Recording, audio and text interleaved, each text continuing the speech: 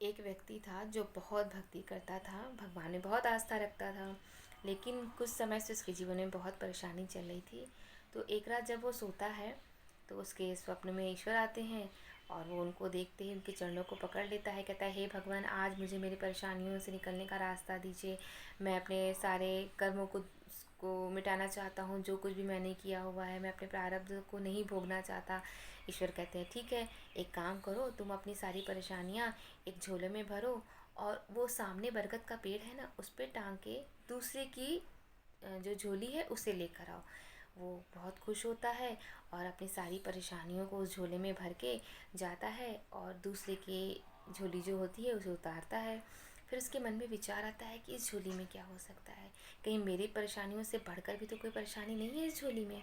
फिर वो उसे टांग देता है, फिर छोटी सी पोटली उठाता है, फिर सोचता है इसमें कहीं कोई गंभीर रोग या बीमारी तो नहीं जिसे लग जाने से मुझे मेरे परिवार को कोई परेशानी हो जाए। वो डर से उसे भी टांग देता है। वो समझ जाता है ईश्वर उसे क्या सिखाना चाहते हैं और वो अपनी ही वाली पोटली उठाता है और अपने कंधे पे टांग के दौड़ता हुआ भगवान के पास आता है। कहता है, हे प्रभु, मैं समझ गया आप मुझे क्या सिखाना चाहते थे कि जो मेरे जीवन में संघर्ष है वो मेरा है, उसे मुझे ही पार पाना है।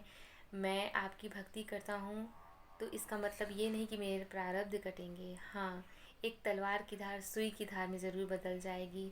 मुझे हिम्मत मिलेगी, मुझे साहस मिलेगा अपने जीवन रूपी संघर्ष को पूर्ण करने में।